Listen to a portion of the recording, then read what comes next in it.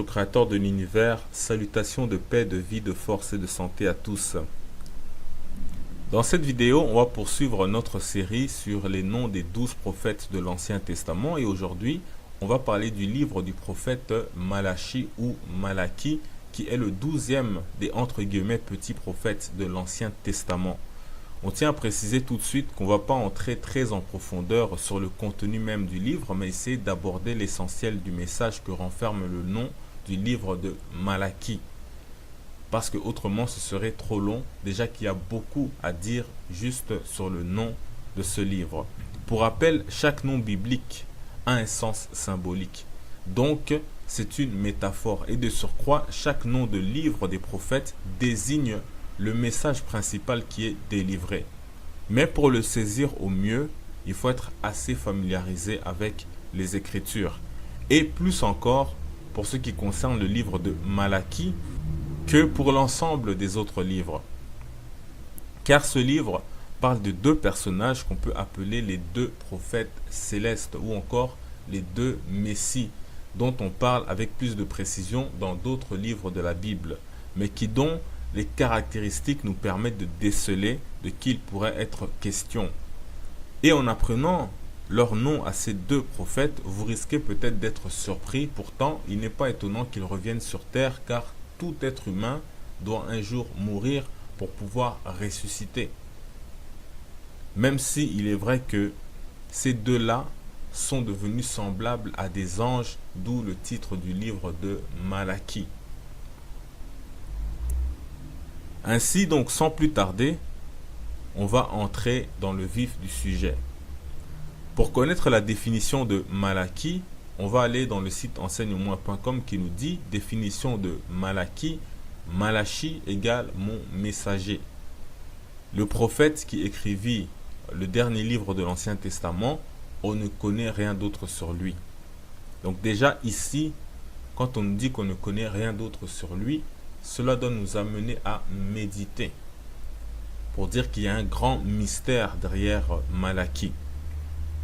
Ensuite, on nous dit que ça vient de Malak. Définition de Malak, messager, envoyé, ange, etc. Et justement, on sait que les anges sont des messagers ou des envoyés pour des missions sur la terre.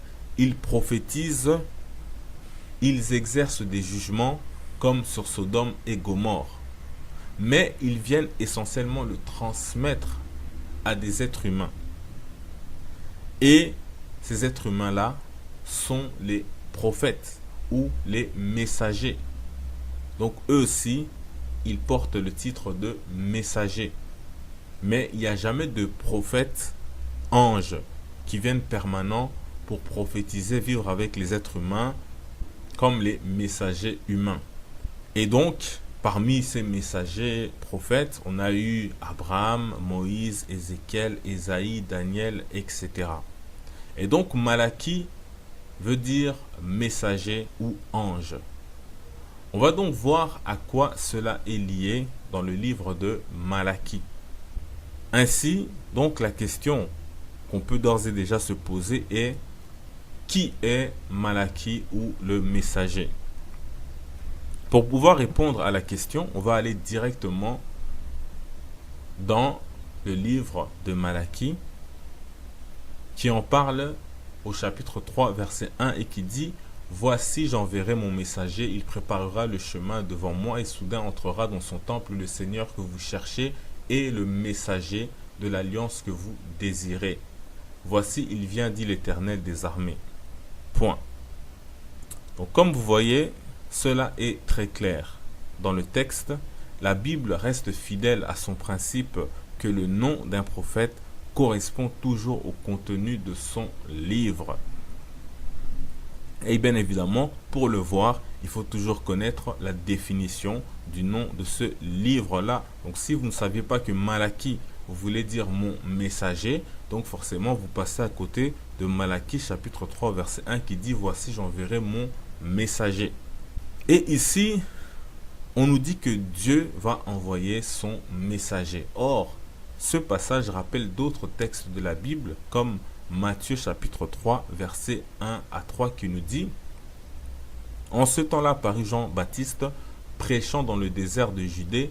Il disait: Repentez-vous, car le royaume des cieux est proche. Jean est celui qui avait été annoncé par Ésaïe le prophète, lorsqu'il dit: C'est ici la voix de celui qui crie dans le désert, préparez le chemin du Seigneur, aplanissez ses sentiers. Point. Donc préparez le chemin du Seigneur. Et on a vu que dans Malachie chapitre 3 verset 1, on nous dit: Il préparera le chemin devant moi. Aussi cela se rapporte à Marc chapitre 1 verset 1 à 2 qui nous dit: Commencement de l'évangile du Christ, Fils de Dieu, selon ce qui est écrit dans Ésaïe, le prophète: Voici, j'envoie devant toi mon messager qui préparera ton chemin. Point. Et enfin, puisqu'on nous rappelle à chaque fois que cela se rapporte aussi à Ésaïe, chapitre 40, au verset 3 qui dit: Une voix crie, préparez au désert le chemin de l'Éternel, aplanissez dans les lieux arides une route pour notre Dieu. Point. Donc maintenant qu'on a lu cela, il nous faut dire aussi que on sait clairement que Jean le Baptiste a préparé le chemin pour le Christ dans les évangiles. Mais il ne faut pas oublier que c'est aussi le prophète Malachie qui a prophétisé la chose suivante, qui dit dans Malachie chapitre 4 verset 5: Voici, je vous enverrai Élie le prophète avant que le jour de l'Éternel n'arrive, ce jour grand et redoutable. Point. Donc on parle ici d'un autre envoyé qui est cette fois-ci mentionné sous le nom de Élie. Et à propos de cet envoyé, le Christ nous dit dans Matthieu chapitre 11, versets 13 à 14, car tous les prophètes et la loi ont prophétisé jusqu'à Jean, et si vous voulez le comprendre, c'est lui qui est l'Élie qui devait venir. Point. Or, ici ce que peu de gens savent en fait, c'est que tout comme en fait il y a deux venues du Christ, la première fois il vient comme un prédicateur pacifique, et la seconde fois il vient en tant que Messie dans toute sa puissance pour combattre le mal, eh bien c'est aussi le cas de ce Élie qui est ici prophétisé, c'est-à-dire que lui aussi vient d'abord comme un prédicateur pacifique, puis il vient ensuite comme un Messie dans toute sa puissance, comme on le verra plus loin. D'ailleurs, si on lit bien le contexte du livre de Malachie, on constate que ce Élie vient dans les jours qui précèdent le jugement des nations, ce qui n'était pas le cas de Jean-Baptiste. Malachie chapitre 4 verset 1 à 3, on nous dit: Car voici le jour vient ardent comme une fournaise, tous les hautains et tous les méchants seront comme du chaume, le jour qui vient les embrasera. Donc les embrasera, donc on parle de l'action du feu, d'embraser. Ensuite on dit l'Éternel des armées: Il ne leur laissera ni racine ni rameau, mais pour vous qui craignez mon nom, se lèvera le soleil de la justice et la guérison sera sous ses ailes. Vous sortirez et vous sauterez comme les veaux d'une étable et vous foulerez les chemins, car ils seront comme de la cendre sous la plante de vos pieds, au jour que je prépare, dit l'Éternel des armées. Point. Maintenant, on va aller deux lignes plus bas, ou deux versets plus bas, où on nous dit, Malachie chapitre 4, versets 5 à 6, Voici, je vous enverrai Élie le prophète avant que le jour de l'Éternel arrive, ce jour grand et redoutable, ce jour grand et redoutable. Il ramènera le cœur des pères à leurs enfants et le cœur des enfants à leurs pères, de peur que je ne vienne frapper le pays d'interdit. Point. Donc on voit clairement que ces jours-là précèdent un jugement terrible. Et le passage qui dit qu'il ramènera les cœurs des pères aux enfants et le cœur des enfants à leurs pères, certes, cela correspond à la prophétie de la naissance de Jean-Baptiste, mais ça va plus loin. Mais lisons quand même ce que nous dit Luc chapitre 1 verset 17. Il dit à propos de Jean-Baptiste: Il marchera devant Dieu avec l'esprit et la puissance de Élie pour amener les cœurs des pères vers les enfants et les rebelles à la sagesse des justes, afin de préparer au Seigneur un peuple bien disposé. Point. Ce qui est intéressant ici, c'est que on parle de l'esprit et de la puissance de Élie, mais pas forcément de Élie lui-même. Et cela est donc très important à noter, et d'ailleurs ne contredit pas ce que le Christ dit à propos de Jean-Baptiste, qu'il est le Élie qui avait été prophétisé. Aussi, selon le livre de 2 Rois, le prophète Élisée aussi a hérité de l'esprit de Élie avant que Élie soit enlevé au ciel. Et ça aussi c'est très important pour comprendre que Jean-Baptiste pouvait très bien avoir reçu l'esprit de Élie, c'est-à-dire la connexion spirituelle avec l'esprit qu'avait Élie, sans pour autant être réellement Élie, puisque Élisée a eu la même chose.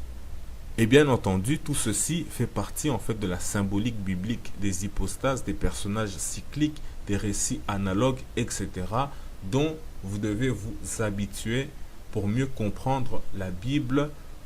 Et on a déjà vu cela avec les récits de Jonas et du déluge, Caïn et Ésaü, la chute de Lucifer et la chute de Édom avec le prophète Obadiah, etc., etc. Et donc, dans 2 Rois, à propos de Élie et son esprit, on nous dit, 2 Rois chapitre 2 verset 9, lorsqu'ils eurent passé, Élie dit à Élisée, demande ce que tu veux que je fasse pour toi avant que je sois enlevé d'avec toi. Élisée répondit, qu'il y ait sur moi, je te prie, une double portion de ton esprit. Point. Plus loin au verset 15, 2 Rois chapitre 2 verset 15, les fils des prophètes qui étaient à Jéricho vis-à-vis l'ayant vu dire, l'esprit d'Élie repose sur Élisée, et ils allèrent à sa rencontre et se prosternèrent contre terre devant lui. Point. Ici vous voyez donc ce phénomène étrange où des fils de prophètes se prosternent devant Élisée car il a l'esprit de Élie. Ici, il faut savoir que cette prosternation peut être due au fait que Élie a été enlevé au ciel, a maintenant en quelque sorte le statut d'un ange, il est fait Malaki. Et Malak, on le sait, veut dire ange, mais Malek veut aussi dire roi. Donc c'est la même racine. On sait que les anges, en plus d'être des messagers, donc qui se dit aussi Malak, président aux éléments de la nature. Donc les anges règnent sur les montagnes, les vents, les forêts, etc. Donc la prosternation devant Élisée, c'est aussi la prosternation d'hommage qui est due à un souverain, à un haut dignitaire, à quelqu'un d'un rang élevé. Et Élie avait ce statut-là et il avait donné une portion de son esprit à Élisée. Ensuite, dans les évangiles, c'est Élie encore, et non pas Jean le Baptiste, qui apparaît au Christ avec Moïse sur une montagne. Et on peut même dire que cela aurait pu être un autre messager dont on va parler, et non pas forcément Moïse. Mais ici, on nous dit que c'est Moïse. Et on doit préciser que l'autre messager a en fait les mêmes pouvoirs et capacités de faire des prodiges et miracles que Moïse. Est-ce là peut-être pourquoi on l'appelle Moïse ici? En tout cas, Dieu sait mieux, mais une chose est certaine, c'est que Moïse est censé être mort depuis longtemps, tandis que cet autre prophète et Élie, eux, n'ont jamais connu la mort. Luc chapitre 9 verset 30 nous dit, et voici 2 hommes s'entretenaient avec lui. C'était Moïse et Élie. Point. Il est important de savoir que ici, Jean-Baptiste est déjà mort. Et voilà que Élie apparaît au Christ comme si les évangiles voulaient marquer en fait la différence entre lui et Jean-Baptiste. Aussi, comme on vient de le lire, Luc dit d'abord que c'était 2 hommes. Ensuite, il dit qu'il s'agissait de Moïse et Élie. Mais comme on a dit, il y a un homme mystérieux qui apparaît dans la Bible et qui a les pouvoirs prophétiques de Moïse. Mais cet homme-là n'apparaît pas tout seul. Il est accompagné d'un autre qui, lui, a les mêmes attributs aussi. Et ensemble, en fait, ces deux-là sont exactement les mêmes attributs de Moïse et Élie. Donc, est-ce un hasard si on parle de ces deux noms dans l'évangile? Alors que Dieu sait mieux si ici on parle en fait plutôt de ces deux hommes-là qui vont apparaître plus tard, vers la fin des temps, et que l'on peut appeler les deux prophètes célestes, car ils viennent du ciel.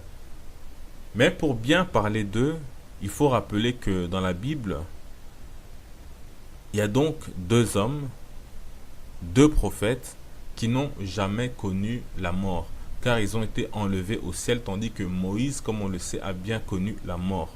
Même si ce fut une mort exceptionnelle, dans la mesure où il est dit que c'est Dieu qui l'a enterré, et que nul ne sait où repose son corps, bien que Satan et l'ange Michael se sont disputés le corps de Moïse.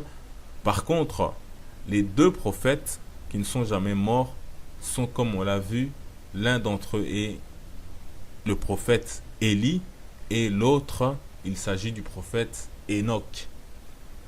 Genèse chapitre 5, verset 24, on nous dit « Enoch marcha avec Dieu, puis il ne fut plus parce que Dieu le prit. » Point.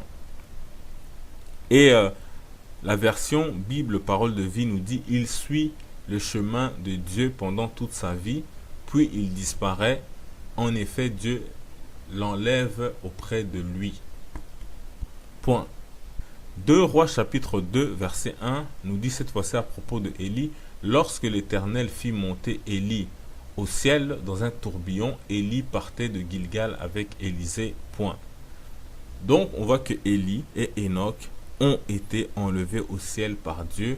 Or dans le livre de l'Apocalypse, on nous parle de deux prophètes mystérieux. Il s'agit de ces deux prophètes qu'on appelle tantôt les deux témoins, les chandeliers, les deux oliviers ou même les deux messies, et qui seront donc envoyés par Dieu. Pour ça, on va dans Apocalypse chapitre 11 verset 3 à 4 qui nous dit « Je donnerai à mes deux témoins le pouvoir de prophétiser, revêtus de sac pendant 1260 jours. Ce sont les deux oliviers et les deux chandeliers qui se tiennent devant le Seigneur de la terre. » Point. Donc vous avez entendu, on parle de deux prophètes, puisqu'ils vont prophétiser. C'est ainsi, entre autres, pourquoi on disait que le prophète Muhammad n'est pas le dernier des prophètes, et rien ne le justifie clairement, comme on l'a vu dans le Coran, et encore moins dans la Bible. Ensuite, on nous dit ici que ces deux prophètes se tiennent devant le Seigneur. Or, on nous a dit que Élie et Enoch sont montés au ciel, et pendant que la vie sur terre continuait, et où les hommes arrivent difficilement à vivre plus de 100 ans, eux ont vécu des siècles et des siècles, voire des millénaires, sans mourir comme les anges. Donc, ils ont été faits malakis. Ils se tiennent devant le Seigneur comme les anges, que ce soit dans la Bible ou dans le Coran. Donc, on peut imaginer comment, dans la symbolique, eux aussi se tiennent devant le Seigneur. Et on les appelle les deux témoins. Et donc, pourquoi ce titre de témoin? Donc, il y a de quoi méditer là-dessus. Aussi, ils sont appelés les deux messies ou les deux oins, dont on parle déjà d'eux dans le livre de Zacharie. Chapitre 4, versets 11 à 14, qui nous dit: je pris la parole et je lui dis, que signifient ces deux oliviers à la droite du chandelier et à sa gauche? À la droite du chandelier et à sa gauche. Je pris une seconde fois la parole et je lui dis, que signifient les deux rameaux d'olivier qui sont près des deux conduits d'or, d'où découle l'or?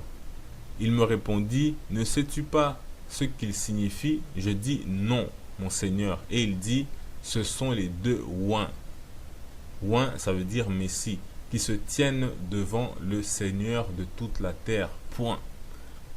Donc je crois maintenant que vous comprenez pourquoi on a mis cette image de deux personnes qui se tiennent devant un chandelier, l'un à sa droite et l'autre à sa gauche. Maintenant, on va regarder les pouvoirs que possèdent ces deux messies. On a vu ici qu'il s'agit des deux mêmes personnes que dans le livre de l'Apocalypse, d'après la description, Olivier, etc., qui se tiennent devant Dieu. Et si soudain, ces deux-là se retrouvent sur la terre, c'est qu'ils sont maintenant descendus. Et s'il s'agit de Élie et de Enoch, il faut donc parler de redescendre plutôt dans la mesure où ils étaient montés auparavant. Alors voyons donc dans le livre de l'Apocalypse ce qu'on nous dit à propos de leur pouvoir. Apocalypse chapitre 11 verset 5, on nous dit: si quelqu'un veut leur faire du mal, du feu sort de leur bouche. Du feu sort de leur bouche et dévore leurs ennemis. Et si quelqu'un veut leur faire du mal, il faut qu'il soit tué de cette manière. Point. Donc on avait vu tout à l'heure dans Malachie chapitre 4 verset 1 qu'il était dit: car voici le jour vient ardent, ardent comme une fournaise, tous les hautains et tous les méchants seront comme du chaume. Le jour qui vient les embrasera, dit l'Éternel des armées, il ne leur laissera ni racines ni rameaux. Et vous voyez que ici aussi dans le livre de l'Apocalypse, on nous parle du feu qui sort de leur bouche. Mais c'est aussi du feu qui est tombé en fait sur les faux prophètes de Baal face au prophète Élie. Et il faut préciser que quand on dit sortir du feu de leur bouche, cela veut certainement dire que c'est par leurs paroles que le feu s'abat sur leurs ennemis. 1 Roi chapitre 18 versets 36 à 40, on nous dit: au moment de la présentation de l'offrande, Élie le prophète s'avança et dit: Éternel Dieu d'Abraham, d'Isaac et d'Israël, écoutez bien, Dieu d'Abraham, d'Isaac et d'Israël, que l'on sache aujourd'hui que tu es Dieu en Israël, que je suis ton serviteur et que j'ai fait toutes choses par ta parole et que je fais toutes ces choses par ta parole. On s'arrête ici un instant pour dire que il rappelle que le Créateur est le Dieu d'Abraham, d'Isaac et d'Israël. Donc on parle ici des pères, on parle ici des patriarches. Parce qu'à cette époque-là, le peuple avait oublié, parce que le roi s'était tourné vers le faux dieu Baal. Et donc, il fallait ramener le cœur des pères à leurs enfants, le cœur des enfants à leurs pères. D'où l'idée de citer Abraham, Isaac et Israël. Ensuite, on continue au verset 37. « Réponds-moi, Éternel, réponds-moi, afin que ce peuple reconnaisse que c'est toi, l'Éternel, qui est Dieu, et que c'est toi qui ramènes leur cœur. C'est toi qui ramènes leur cœur. » Et le feu de l'Éternel tomba. Et le feu de l'Éternel tomba. Et il consuma l'holocauste, le bois, les pierres et la terre, et il absorba l'eau qui était dans la fosse. Quand tout le peuple vit cela, ils tombèrent sur leur visage et dirent: c'est l'Éternel qui est Dieu, c'est l'Éternel qui est Dieu.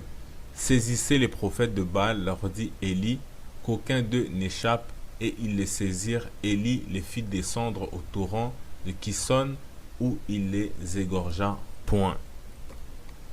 Donc on reconnaît clairement là, dans le livre de 1 Roi, tout comme dans le livre d'Apocalypse, un caractère de Élie, qui par sa bouche, donc par sa parole, fait tomber le feu.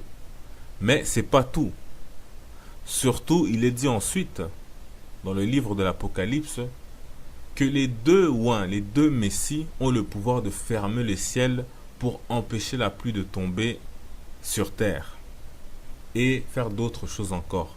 Pour ça, on va dans l'Apocalypse chapitre 11, verset 6, on nous dit: ils ont le pouvoir de fermer le ciel afin qu'il ne tombe point de pluie pendant les jours de leur prophétie. Et ils ont le pouvoir de changer les eaux en sang et de frapper la terre de toute espèce de plaie chaque fois qu'ils le voudront. Point. Donc comme vous avez entendu, avant de revenir donc à la pluie, vous avez entendu ici que on parle des eaux qui se transforment en sang, on parle des plaies comme les 10 plaies qui se sont abattus sur l'Égypte sous le temps de Moïse. Donc, il se trouve que Luc nous a dit que Moïse était avec Élie sur la montagne avec le Christ. Donc on pourrait presque croire que Moïse reviendra sur terre. Sauf que comme on a dit et comme on le répète, Moïse, lui, il est déjà mort. De plus, on va voir que ces deux témoins vont mourir. Donc ces deux messies dans l'Apocalypse vont mourir. Donc on ne peut pas imaginer que Moïse puisse mourir à deux reprises. Par contre, Enoch, lui, il n'est jamais mort.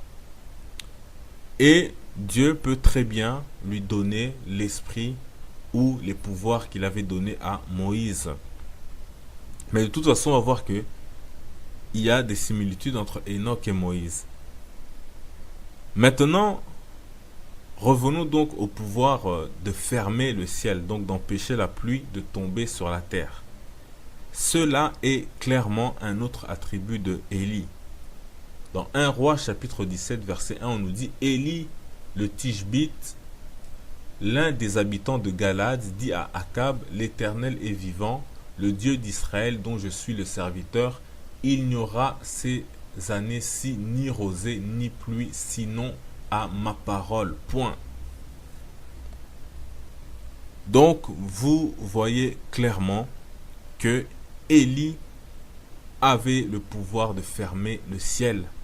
Et ici, on précise clairement que c'est par sa parole, donc par sa bouche, tout comme il est dit pour les deux messies que le feu sortira de leur bouche.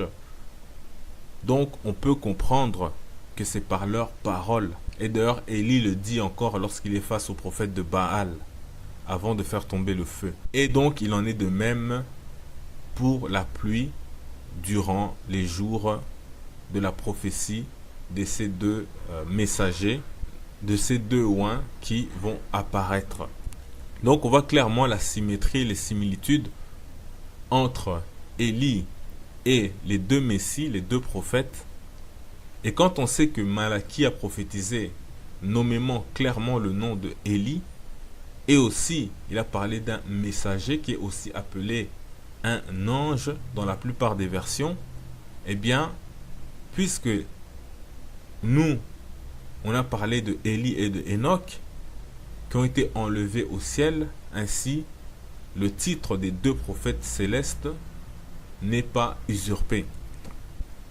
Maintenant, il nous faut rappeler que ces deux témoins qui viennent du ciel vont pourtant mourir, puis ressusciter après 3 jours et être élevés à nouveau au ciel comme le Christ lui-même.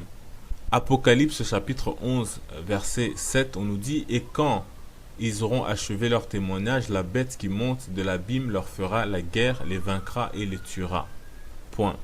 Maintenant, on saute, on va au verset 11 où on nous dit « Après les 3 jours et demi, un esprit de vie venant de Dieu entra en eux, et ils se tinrent sur leurs pieds, et une grande crainte s'empara de ceux qui les voyaient. » Au verset 12, « Et ils entendirent du ciel une voix qui leur disait « Montez ici », et ils montèrent au ciel dans la nuée, et leurs ennemis les virent. Point.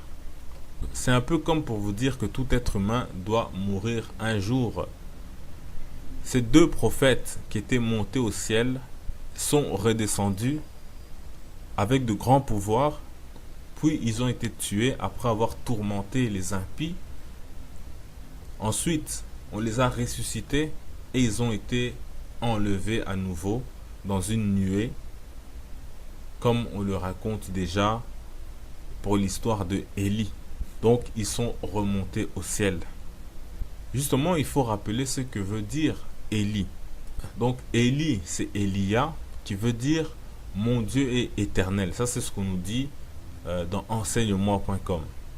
Mais il est clair qu'on ne peut pas se contenter de cette définition, étant donné la destinée que a eu Élie. Car comme on l'a déjà dit, Dieu accomplit son message sur son messager et sur le nom qu'il lui donne. Il en est ainsi des personnages bibliques. Ainsi donc, il faut rappeler que il y avait un juge et un sacrificateur dans la Bible, l'Ancien Testament, qui s'appelait du nom de Élie, mais sans E à la fin. Et avec lui, c'est plus intéressant lorsqu'on regarde la signification de son nom, qui complète et qui accomplit en fait clairement le destin de Élie avec un E, donc Élia. Donc déjà, pourquoi? Pour le resituer, on va dans 1 Samuel chapitre 1 verset 9, on nous dit: Anne se leva après que l'on eut mangé et bu à Silo. Le sacrificateur Élie était assis sur un siège près de l'un des poteaux du temple de l'Éternel. Point. Et il se trouve en fait que ce Élie là, sans E, la définition de son nom est être élevé ou bien ascension.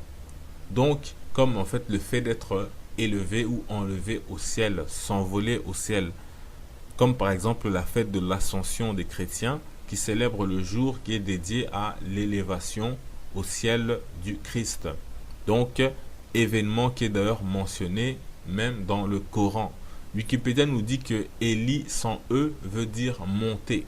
Ainsi, donc cela nous laisse à méditer sur le fait que Élie avec E, qui donne en hébreu Élia, et qu'on traduit par mon Dieu et l'Éternel, ne rend pas pleinement compte de la destinée du prophète Élie avec E, car la différence entre Élie sans E et Élie avec E est que pour le second, on ajoute Ya.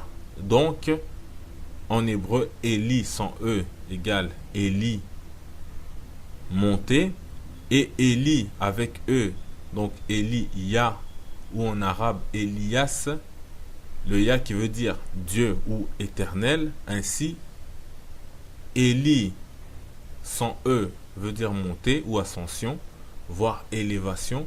Alors Élie avec E peut vouloir dire montée, ascension ou élévation de Dieu, dans le sens de élévation par Dieu ou élévation vers Dieu. Et cela accomplit donc parfaitement le destin de Élie, le prophète, donc qui est élevé par Dieu ou enlevé. Dans ce cas-là, le Élie sans E, lui, son élévation sans Dieu, donc sans le E, est due au fait qu'il est un souverain sacrificateur. Donc c'est un lévite, descendant de Aaron. Aaron, qui on le rappelle, veut dire haut placé, ou qui a une position élevée, un haut rang. Et c'est aussi le cas donc de Élie, sans E, qui est un sacrificateur de Aaron, de la lignée de Aaron, qui justement se tient à côté de l'arche de l'alliance dans un lieu élevé. Maintenant qu'on a dit tout cela, on peut dire que Élie avec E, donc Élia, qui a été élevé, rend pleinement compte en fait de son nom et se rapporte bien à tous ces récits qu'on a mentionnés. Maintenant, donc, pour revenir au nom de Malachie, donc on a vu que cela voulait dire mon messager, et que le passage de Malachie chapitre 3 verset 1 se rapportait à ce qui a été dit de Jean le Baptiste dans les évangiles, où il est aussi dit, comme dans Matthieu chapitre 11 verset 14, que Jean-Baptiste est le Élie qui devait venir. Car le livre de Malachie annonce nommément le retour de Élie. Mais on a aussi vu que concernant Jean le Baptiste, il avait l'esprit de Élie, mais qu'il n'était pas forcément Élie. D'ailleurs, Élie est né d'une femme, il a été un bébé, il est devenu adulte, et ensuite, après avoir été prophète, il a été enlevé au ciel en tant qu'adulte. Or, Jean le Baptiste aussi est né d'une femme et il a été bébé. Donc s'il était vraiment le retour de Élie, il n'avait pas à redevenir un bébé, ce qui serait une réincarnation. Donc comme on a dit, tout comme le Christ vient deux fois, une fois en tant que prédicateur qui meurt, ressuscite, etc., puis une fois en tant que Messie. Or, quand il revient en tant que Messie, on constate qu'il ne revient pas comme un bébé. Il revient directement adulte. C'est pourquoi il en est de même pour l'annonce de ce Élie.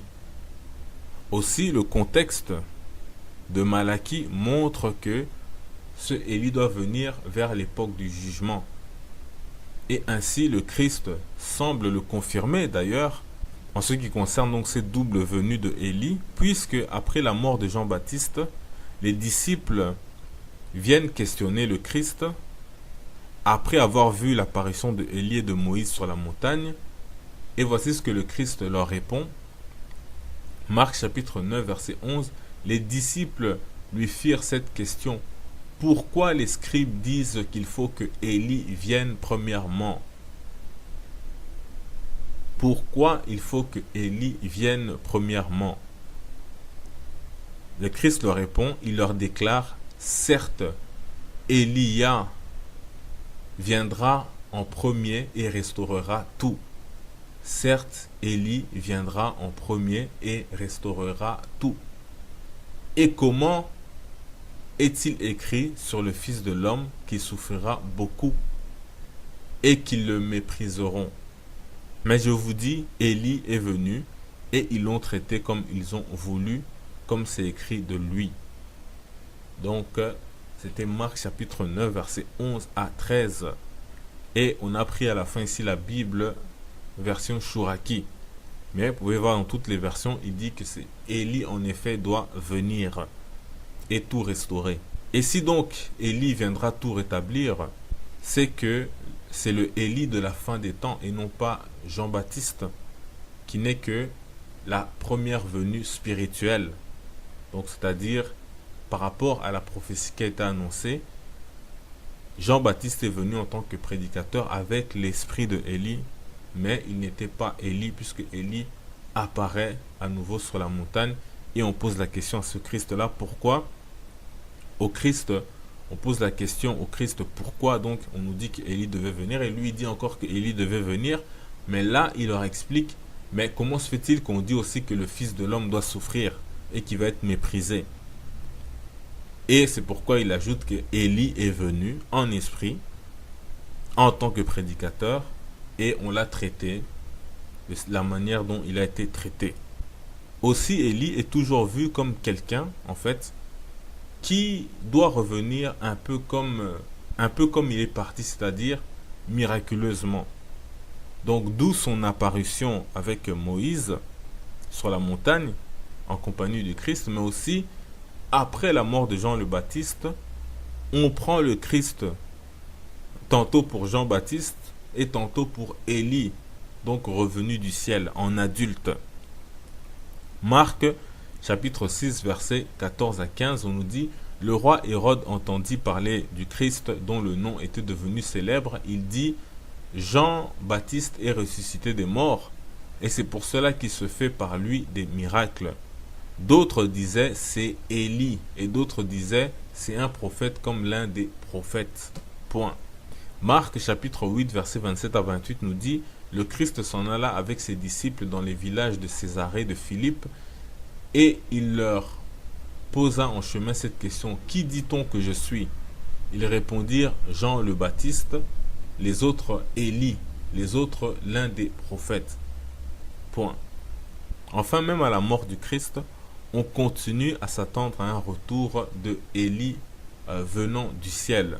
Matthieu chapitre 27, versets 46 à 49, on nous dit: et vers la 9e heure, le Christ s'écria d'une voix forte: Élie, Élie, lama sabachthani. C'est-à-dire, mon Dieu, pourquoi m'as-tu abandonné? Quelques-uns de ceux qui étaient là, l'ayant entendu dire: il appelle Élie. Mais les autres disaient: laisse, voyons si Élie viendra le sauver. Mais les autres disaient: laisse, voyons si Élie viendra le sauver. Point. Donc on voit comme on s'attendait à un Élie qui vient comme ça par miracle, comme celui qui apparaît sur la montagne avec Moïse. Mais quoi qu'il en soit, donc Luc chapitre 1 verset 17 dit clairement que Jean le Baptiste marchera devant Dieu avec l'esprit et la puissance de Élie. Donc Jean le Baptiste n'était pas Élie réellement. Aussi, on ne doit pas perdre de vue que dans le livre de Malachie, il est dit de ce Élie que Malachie, chapitre 5, verset 6, voici, je vous enverrai Élie le prophète avant que le jour de l'Éternel arrive, ce jour grand et redoutable. Il ramènera le cœur des pères à leurs enfants et le cœur des enfants à leurs pères, de peur que je ne vienne frapper le pays d'interdit. Point. Or, dans la symbolique, en fait, les pères sont Abraham, comme on l'a vu, et les patriarches, tandis que les enfants, c'est Israël. Or, les évangiles parlent que des Juifs ou de Juda, mais pas du reste de Israël. Par contre, Apocalypse chapitre 7, versets 4 à 8, on nous dit qu'avant de châtier les nations, avant de punir, de juger les nations, Dieu va mettre un sceau sur les enfants d'Israël, tribu par tribu. Donc là, on ne parle pas que de Juda ou des Juifs, afin qu'ils soient épargnés de ce châtiment sur les nations. Et c'est au chapitre 11 que les deux messies qu'on identifie, nous ici comme Élie et Enoch, reviennent et combattent les nations. Donc on est dans un contexte de rétablissement de Israël, alors qu'aujourd'hui on parle des Juifs et le peuple originel lui-même a oublié qui il est. Donc actuellement le cœur est loin de leur père Abraham et vice-versa. Et il se trouve que Jean-Baptiste, dans son contexte, ce n'était pas le contexte de l'ensemble d'Israël, mais le contexte des Juifs. On a aussi dit dans une autre vidéo que cela veut dire le fait de ramener le cœur des enfants à leur père, etc. Et ce, toujours dans la symbolique. Élie, c'est les Africains déportés aux Amériques, etc., dispersés dans le monde, séparés de leurs parents africains. Aujourd'hui, ceux-là ignorent s'ils sont de telle ou telle tribu, de tel ou tel groupe ethnique ou territoire, mais tout ce qu'ils savent, c'est qu'ils sont juste des Africains. Ils viennent d'Afrique. Donc, quand ils retourneront en Afrique, ils vont réconcilier les Africains comme un seul peuple, descendant d'Abraham, donc du peuple originel. Ils sont devenus un seul et même peuple en terre étrangère, en terre d'esclavage. Alors que actuellement, leurs pères africains se disputent et sont divisés par le tribalisme, etc. Donc ainsi, les afrodescendants des Caraïbes, d'Amérique, etc. sont des Élis, car comme lui, ils ont été enlevés à une époque par Dieu, car prophétisé dans Genèse 15-13, pour ensuite être ramenés à une autre époque pour réconcilier le cœur des pères aux enfants et le cœur des enfants à leur père. Donc ça, c'est un peu ce qui concernait le prophète Élie en tant que messager dans le livre de Malachie. Maintenant, allons du côté de Enoch. Le livre de Malachie en hébreu et même la Bible emploie uniformément en fait le mot messager, donc qui est malak, tout comme le mot ange qui est aussi malak, à tel point que la plupart des traductions de la Bible traduisent Malachie chapitre 3 verset 1 en utilisant d'abord le terme messager et ensuite le terme mon ange, et tout ça dans le même verset. Donc vous pouvez voir à l'écran la signification de Malak. Maintenant, voici un exemple dans la Bible, dans une traduction, la Bible de Jérusalem, qui nous dit: voici, je vais envoyer mon messager pour qu'il fraye un chemin devant moi, et soudain il entrera dans son sanctuaire, le Seigneur que vous cherchez, et l'ange de l'alliance que vous désirez. Le voici qui vient, dit Yahvé Sabaoth. Point. Donc ça, c'était Malachie chapitre 3 au verset 1. Et vous pouvez le voir à l'écran, donc d'autres traductions mentionnent le mot ange, donc qui remplace mon messager dans d'autres versions. Par exemple, la traduction écuménique de la Bible, Rabbinat français, traduction Puro-Clamer Liénard, traduction Abbé Crampon, traduction Louis II 1910, Bible annotée de Neuchâtel, traduction Abbé Fillon, traduction John Nelson Darby, Bible d'Osterwald, traduction Samuel Cahen, etc., etc. Donc, il se trouve que dans certaines versions, on dit 2 fois mon messager, et dans d'autres versions, on dit mon messager et quelques lignes à côté, donc quelques mots plus loin, on nous dit mon ange. Or, on a dit que Enoch a été enlevé au ciel comme dit la Bible, et aussi le livre de Enoch. Le livre de Enoch, chapitre 12, versets 1 à 4, on nous dit: Avant l'accomplissement de toutes ces choses, Enoch fut enlevé de la terre et personne ne sut où il avait été enlevé, ni ce qu'il était devenu. Tous ces jours, il les passa avec les saints et avec les vigilants. Donc les vigilants, c'est les anges. Moi, Enoch, je bénissais le grand Seigneur, le roi de la paix. Et voici les vigilants, donc les anges, me nommèrent Enoch le scribe. Point. Rapidement, pour rappeler par rapport au terme vigilant, souvenez-vous dans la vidéo où on parle du sacrifice qui a été demandé à Abraham, est-ce que c'était de Ismaël ou de Isaac qu'il s'agissait? À un moment donné, on a rappelé que les anges étaient appelés donc les gardiens, les protecteurs. Donc ici, on les appelle les vigilants. Donc c'est des gens, donc on parle d'anges comme ceux qui montent la garde. Bon, aussi pour la petite histoire de pourquoi est-ce qu'on a surnommé Enoch par les anges le scribe, c'est tout simplement parce qu'il écrivait tout ce qu'on lui disait, donc il apprenait et il décrivait en fait ce qu'il voyait, etc. Et ensuite, il allait maintenant apporter les messages aux autres anges. Donc il fait le travail d'un ange en fait, Enoch. Donc il va d'un endroit à l'autre, du monde céleste, terrestre, les enfers, etc. Donc en quelque sorte, on veut nous faire comprendre que Enoch est l'inventeur de l'écriture. Donc il a apporté des écrits. Et d'ailleurs, c'est en cela un peu l'hypostase de Moïse, puisque Moïse a ramené les tables de la loi, l'écriture, etc.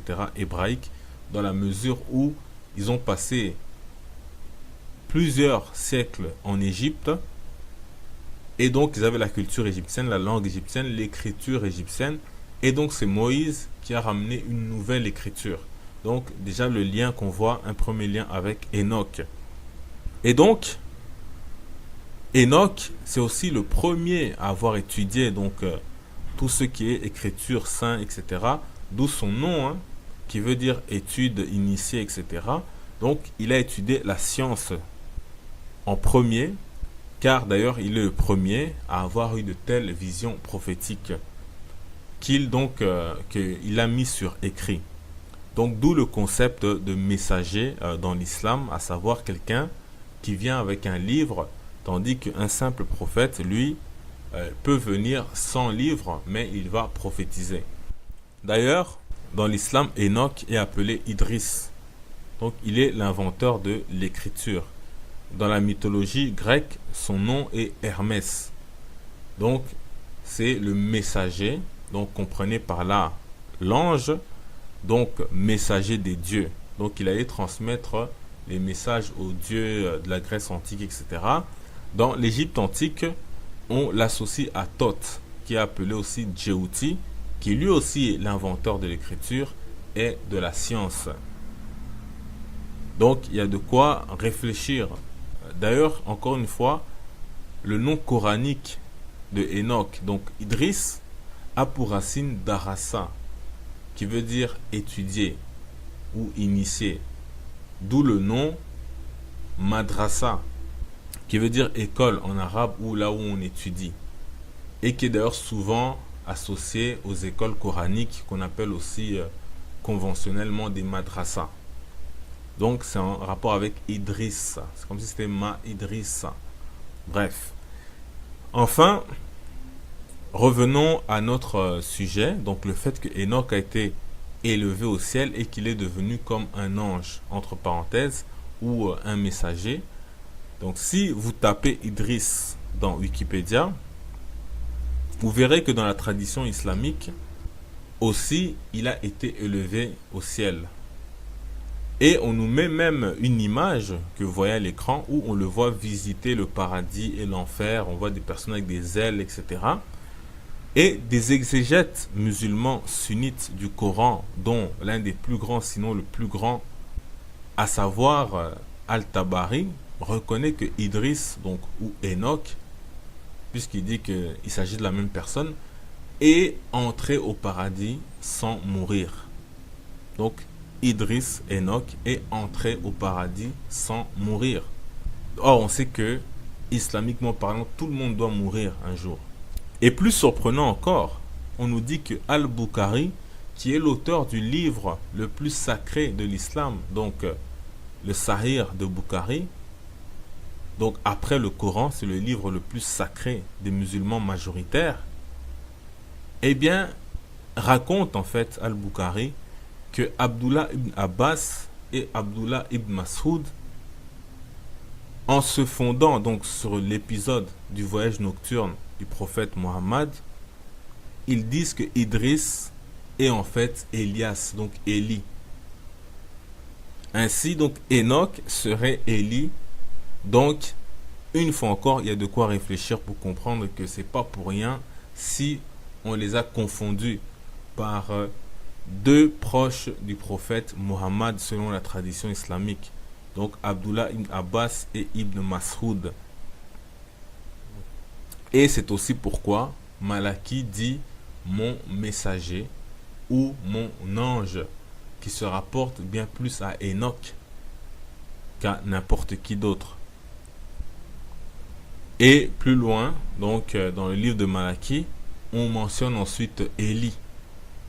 Donc ces deux prophètes-là qui sont en hypostase et qui ont un destin similaire. Et si donc les maîtres de l'islam en fait valident le récit de l'enlèvement de Enoch, c'est que cela leur semble se confirmer dans le Coran, qui nous dit dans la sourate 19, versets 56 à 57, et mentionne Idriss dans le livre. C'était un véridique et un prophète, et nous l'élevâmes à un haut rang, et nous l'élevâmes à un haut rang. Point. Et ce haut rang a fait qu'il a été rendu semblable à un ange, donc Malaki. Rappelons que ce mot Malaki est utilisé une seule fois dans toute la Bible en introduction du livre de Malaki, donc au chapitre 1, verset 1. Donc, il y a de quoi réfléchir pour comprendre que on parle de la notion d'une personne rendue semblable à un ange. Alors que le reste du temps, on utilise le mot Malak et non pas Malaki. Et c'est pourquoi les biblistes disent qu'on ne sait rien de plus sur ce nom-là, sur ce personnage de Malaki. Donc ça doit faire réfléchir. Et le livre de Enoch, pour illustrer à quel point donc ce dernier a été rendu semblable à un ange, on nous dit qu'il a même reçu des ailes. Donc le livre de Enoch, chapitre 14, versets 9 et 10, on nous dit « Voici, je me voyais environné de nuages et de brouillards épais. Je contemplais avec inquiétude le mouvement des astres et celui des éclairs, tandis que des vents favorables soulevaient mes ailes. Tandis que des vents favorables soulevaient mes ailes. Et accéléraient ma course. Je fus enlevé ainsi jusqu'au ciel, et j'arrivai bientôt à un mur bâti avec des pierres de cristal. » Point. Donc plus que jamais, lorsque Malaki chapitre 3 verset 1 dit « Mon messager est plus loin, mon ange ou l'ange de l'alliance que vous désirez, le voici qui vient, dit l'Éternel », eh bien Enoch est plus que jamais éligible à ce titre. Ainsi donc le nom du livre de Malachi a fait d'une pierre deux coups. En parlant des deux prophètes qui ont été rendus semblables à des anges, à savoir Élie et Enoch. On ne doit pas oublier aussi que Enoch a par sa bouche prophétisé le déluge et aussi plein de calamités qui ont frappé les anges déchus et leurs descendants Néphilim, comme Moïse vis-à-vis de Pharaon dont l'armée a fini noyée sous les eaux. Donc une sorte de déluge lorsque Moïse passait à travers l'eau avec le peuple d'Israël et ils étaient poursuivis derrière par les armées de Pharaon qui ont été engloutis par les eaux. Ainsi donc Enoch revenant sur terre dans Apocalypse avec les pouvoirs de Élie et de Moïse ne doit donc pas nous surprendre. Tout comme ces deux hommes-là, donc Élie et Enoch, n'ont jamais connu la mort physique, donc ils doivent revenir sur terre et mourir comme tout le monde. Donc, ainsi, il n'y aura pas d'être humain qui va accéder définitivement au paradis sans connaître la mort. Même la dernière génération de l'humanité doit mourir, comme on nous le montre dans le livre de l'Apocalypse, et comme dit le Coran en disant dans la sourate 38, Seigneur, demanda Satan, accorde-moi un sursis jusqu'au jour où ils seront ressuscités. Dieu dit alors, tu es de ceux à qui un délai est accordé jusqu'au terme fixé, jusqu'au jour du terme fixé, point. Donc ici, on est avec Adam et Satan au jardin d'Éden. Et si on dit, et si Satan dit jusqu'au jour où ils seront ressuscités, alors qu'à ce moment-là, il n'y a que Adam, donc on parle en fait de toute l'humanité descendant de Adam qui doit mourir et ressusciter. Donc forcément, il ne pouvait en être que le cas pour Enoch et Élie. Pour finir, puisqu'on a parlé du livre de Enoch, je vais essayer de répondre au frère Kano LL qui me demandait souvent de faire une vidéo pour dire ou prouver ou montrer que Noé était noir. Donc déjà premièrement, il faut signaler qu'il n'est pas possible de trouver des passages ou des textes qui disent clairement que tous les prophètes ou tous les personnages bibliques étaient noirs. C'est un peu comme si Michael Jordan écrivait un livre sur le basketball. Si le sujet c'est le basket, il n'est donc pas certain que dans ce livre-là, il va parler de lui comme un homme noir. Et ça c'est encore plus vrai si on parle d'un homme noir qui vit par exemple en Afrique ou dans un pays où il n'y a que des noirs, ou à une époque où il n'y a que des noirs. Si par exemple on va dans l'empire du Dahomey il y a 500 ans, si quelqu'un devait écrire un livre, eh bien il va pas commencer à dire les noirs, etc. Parce qu'il n'y avait que des noirs autour de lui. Et cela vaut pour beaucoup de prophètes dans la Bible qui n'étaient entourés que de nations noires. Donc il n'allait pas parler d'eux comme étant de noirs vis-à-vis d'autres personnes qui seraient autres que des noirs. Donc ceci dit, le cas de Noé est un peu spécial. En fait, la Bible ne parle pas de sa couleur de peau directement. Mais on sait que Sem était noir, Cham était noir. On peut aussi donc facilement imaginer que Japhet aussi était un noir. Mais que ensuite, dans ses descendants, il a commencé à avoir des blancs, etc. De même, ceux qui ont précédé Noé, en commençant par Adam lui-même, étaient des noirs. Du coup, que Noé soit noir, jaune, blanc ou albinos ne change rien au fait qu'il appartient à une famille de noirs. Donc, il est un homme noir de par sa famille. De même que cette fille que vous voyez à l'écran, qui est blanche, mais pourtant elle est née de parents noirs. On ne va pas dire que c'est une fille appartenant à un peuple de blancs, bien que sa couleur est ainsi. Car quand on dit que Israël était noir, on ne nie pas qu'il y avait des gens très clairs, des albinos, etc. parmi eux. Mais cela ne change rien au fait qu'ils font partie du peuple originel, du peuple de Dieu. Et personne ne viendra dire que, par exemple, le célèbre chanteur malien Salif Keita qui est albinos, on va pas commencer à dire qu'il est blanc. Ainsi, le fait que Adam, ancêtre de Noé, était noir, et que ses descendants comme Abraham, Joseph, Moïse, etc. étaient noirs, cela nous permet logiquement de parler d'une lignée de noirs. Mais, ceci étant dit, donc il nous faut dire que le livre de Enoch nous dit que Noé était blanc, ou plus précisément qu'il était albinos. Et ici, on parle de albinos plutôt genre typique noir et non pas roux, comme c'est le cas de Édom, hypostase de Caïn. Ici, on parle des albinos peau blanche et couleur rosée, cheveux blancs ou blonds, mais crépus, comme de la laine, comme notamment la laine du mouton. Et aussi qu'ils ont des yeux très clairs, etc.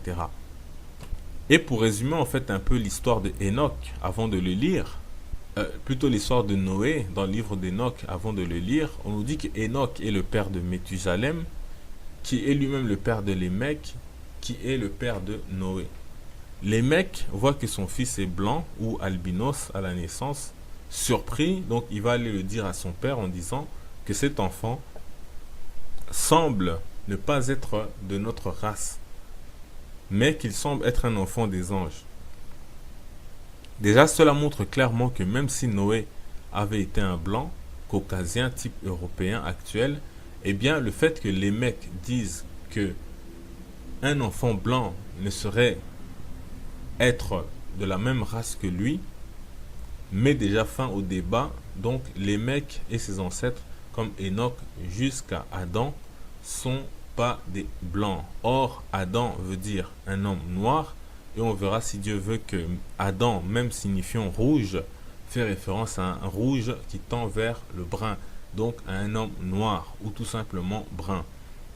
Et tout cela fait de Noé un homme appartenant à une famille de noirs en ligne directe. Le reste sur sa couleur a donc moins d'importance. Pourtant, des éléments ou des mots comme laine de mouton, etc., parlent, en parlant de ses cheveux, font penser que Noé était blanc comme un albinos noir, comme ceux que vous voyez à l'écran. Mais Dieu sait mieux. Enfin, Méthusalem, le père de Lémec, donc le grand-père de Noé, va voir Enoch pour avoir une explication, car son fils Lémec lui a demandé en fait en disant, et là donc maintenant on revient au thème principal de cette vidéo, c'est-à-dire le côté ange de Enoch. Donc Lémec dit à son père Méthusalem, va voir mon ancêtre Enoch, lui demander donc à propos de la couleur de mon fils Noé, il saura répondre car il a sa demeure avec les anges. Donc il vit avec les anges, donc il aura une réponse à donner. Et aussi on précise que si les mecs croient que Noé est de la race des anges, c'est que les anges sont descendus sur terre et ont eu des enfants avec des femmes humaines. Donc on parle des anges déchus. Et d'ailleurs, Enoch rappelle ce fait lorsqu'il va maintenant donner l'explication et ensuite confirmer que Noé est bien le fils naturel de Lémec. Bon, maintenant on va lire un peu le texte du livre d'Enoch qui est un peu long, mais c'est toujours intéressant tant qu'on y est. Donc, livre de Enoch, chapitre 105, versets 1 à 4. D'abord, on nous dit, après quelque temps, Mathushela, mon fils, donna une femme à son fils Lémec, celle-ci devenue enceinte mit au monde un enfant dont la chair était blanche, comme la neige et rouge comme une rose.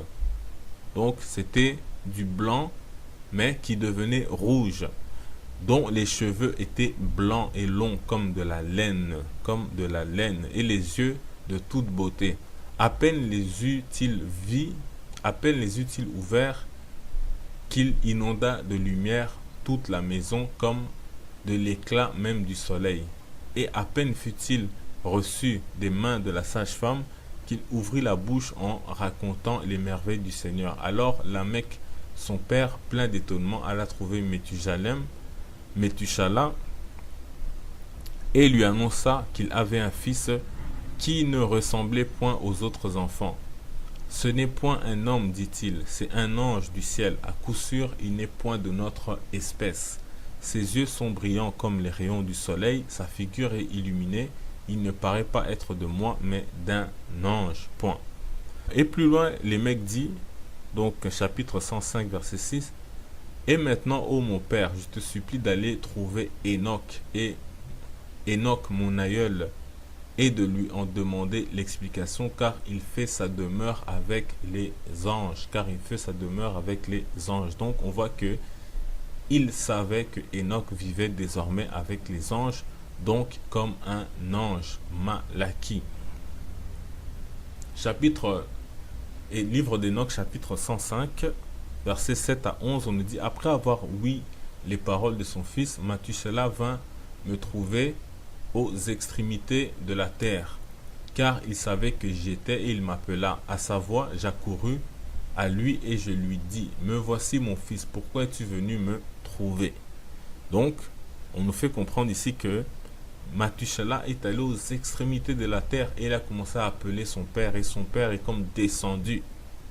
Il est venu le voir, et donc voilà. Et il me répondit, un grand événement m'amène auprès de toi, une merveille difficile à comprendre dont je viens te demander l'explication. Écoute donc, ô mon père, et sache que mon fils Lamech vient d'avoir un fils qui ne lui ressemble nullement. Qui ne lui ressemble nullement. Donc aucune ressemblance entre le père et le fils. Donc quand on sait que le contraire du blanc c'est noir. Donc bref. Il dit donc aucune qui ne ressemble nullement et qui ne paraît pas être à la race, qui ne paraît pas appartenir à la race des hommes. Il est plus blanc que la neige, plus rouge que la rose. Ses cheveux sont plus blancs que la laine et ses yeux jettent des rayons comme le soleil. Quand il les ouvre, il remplit la maison de lumière. Et aussitôt, après qu'il est sorti des mains de la sage-femme, il a ouvert la bouche et béni le Seigneur. Point. Ici, on voit donc que les hommes originels ne sont pas blancs ou rosés, puisque on dit que l'enfant, par sa description, ne ressemble nullement à son père et semble ne pas être un humain.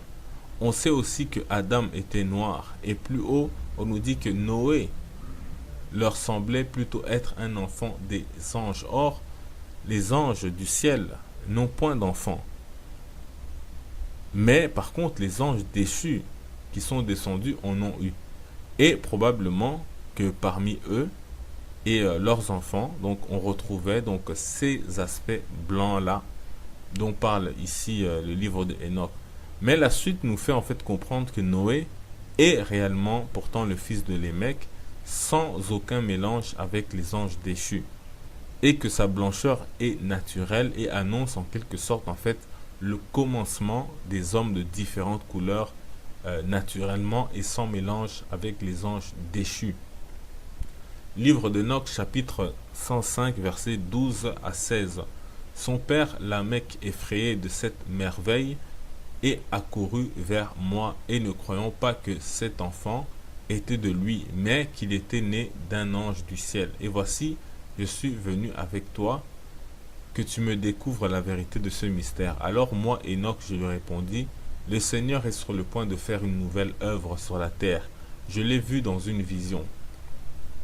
Je t'ai parlé du temps de mon père Jared, de ceux qui nés du ciel avaient cependant transgressé la parole du Seigneur. Voici, ils commettent l'iniquité, et ils ont transgressé les ordonnances et habitaient avec les femmes des hommes et engendraient avec elles une postérité infâme. Pour ce crime, une grande catastrophe surviendra sur terre, un déluge l'inondera et le dévastera pendant une année. Cet enfant qui vous est né survivra seul à ce grand cataclysme avec ses trois fils, quand tout le genre humain sera détruit, lui seul sera sauvé, et ses descendants enfanteront sur la terre des géants, non pas nés de l'esprit, mais de la chair. Et ses descendants enfanteront sur la terre des géants, non pas nés de l'esprit, mais de la chair. Point. Ici, il y a une information qui est capitale. Il est dit que les descendants de Noé enfanteront désormais des géants, non plus nés de l'esprit, c'est-à-dire des anges déchus, mais de la chair, donc qui sont nés des êtres humains naturellement, et plus des anges. Et si on fait le lien avec Noé, sa naissance d'une couleur différente de celle de sa famille, cela donc en fait un signe ou une préfiguration de ce qui va maintenant arriver désormais avec les êtres humains, avec les peuples dans le futur. Et on sait qu'un albinos qui se marie avec une femme noire, l'enfant sera généralement un noir. Mais par contre, si l'albinos se marie avec une autre albinos, l'enfant sera probablement albinos. Et comme il existe plusieurs formes d'albinos, eh bien, en se mariant entre eux, eh bien, ils finissent par former de nouveaux peuples de couleurs différentes que leur couleur d'origine. Et en vérité, le terme hébreu pour dire géant, c'est dit Néphilim. Et si Dieu veut, on verra dans une autre vidéo que ce terme ne désigne pas que le fait d'être un géant par la taille, mais ça va beaucoup plus loin. Et que si Enoch fait le lien entre la couleur de Noé et une partie de ses descendants qui seront des Néphilim, ce ne doit pas être dû au hasard. En fait, il y a un lien avec la couleur de Noé. Maintenant, certains diront donc la blancheur a un lien avec le fait d'être Néphilim? Eh bien, on ne dit rien dans le texte, mais on dira que même si c'était le cas, ça ne change rien. Où est le problème? Car cela ne doit pas être vu comme mauvais en soi, dans la mesure où, d'une part, on parle clairement ici d'un changement de couleur naturel, donc qui n'a rien à voir avec les anges déchus. Ensuite, Noé lui-même est ici différent de sa famille, de par sa couleur, de sa blancheur, de son albinisme, mais il est bien un être humain à 100% de la descendance de son père et de ses ancêtres. Et si c'est par la différence de couleur au sens strict, par la différence stricte au sens strict, alors dans ce cas-là, Noé devient aussi un Néphilim. Or, ce n'est pas le cas, car la suite montre que Noé doit être considéré en termes d'appartenance ethnique comme étant de la même que son père et le reste de sa famille, ce qui en fait un homme noir, bien que albinos, et que c'est parmi ses descendants que une partie plus tard naîtra en Néphilim ou en géant, ou qui formeront des peuples ou des races de Néphilim. Livre de Enoch chapitre 105 versets 16 à 19, on nous dit: donc la terre sera donc châtiée et toute corruption sera lavée. C'est pourquoi apprends à ton fils Lamech que le fils qui lui est né est véritablement son fils, est véritablement son fils, qu'il l'appelle du nom de Noé, parce que il vous sera survivant. Donc vous voyez qu'on donne déjà le lien entre le nom et la destinée de l'enfant. Lui et ses fils ne participeront point à la corruption et se garderont des péchés qui couvriront la face de la terre. Malheureusement, après le déluge, l'iniquité sera encore plus grande qu'auparavant, car je sais ce qui doit arriver. Le Seigneur lui-même m'en a révélé tous les mystères et j'ai pu lire dans les tables du ciel. J'ai pu lire dans les tables du ciel. J'ai lu que les générations succéderont aux générations jusqu'à ce que se lève la race sainte, jusqu'à ce que le crime et l'iniquité disparaissent de la face de la terre, jusqu'à ce que tous participent à la justice. Et maintenant, ô mon fils, va et annonce à ton fils Lamech que l'enfant qui lui est né est véritablement son fils, et qu'il n'y a aucune fraude dans sa naissance, point. Donc voilà, on va s'arrêter ici sur ce sujet. Peut-être on en reparlera donc si Dieu veut. Et d'ailleurs, il se peut qu'on retrouve d'autres textes qui disent que Noé n'était pas albinos.